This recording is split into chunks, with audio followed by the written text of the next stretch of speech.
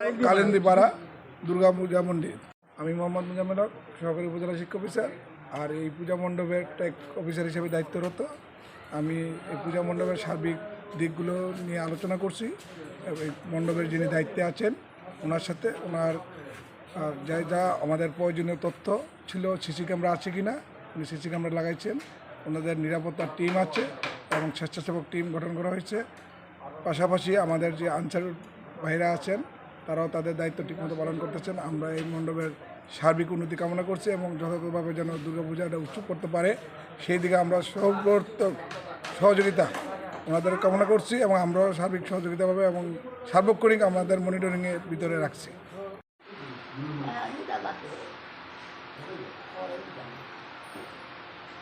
কি অবস্থা এখনো সাধারণ নাই? আমার নাম শামসুদ্দৌলা তালুকদার। আমি এই মন্দিরের সাধারণ সম্পাদক। বুঝছেন, এই আমরা কালিন্দীপাড়া দুর্গা মন্দির ও লোকনাথ মন্দির, এই দুইটা মন্দিরে আমরা পূজা পাঠন করছি। সব কিছু আমাদের ঠিকঠাক আছে, কোনো সমস্যা নেই।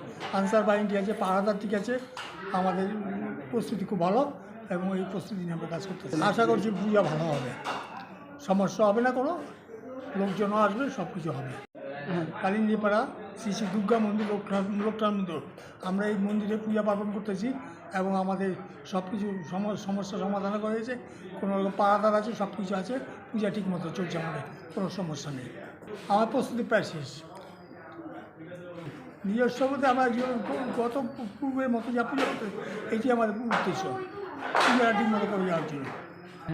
কালিন্দীপাড়া শ্রী শ্রী দুর্গা মন্দির, লোকনাথ মন্দির, আমরা দুর্গা মন্দিরে পূজা পার্বণ করতেছি এবং আমাদের সব কিছু নিরাপত্তা আছে, কোনো সমস্যা নেই কোনো দিক দিয়ে। আমরা এবার মা দুর্গা আমাদের ধোয়ায় আসতেছে এবং নিয়ে এসে যাবে।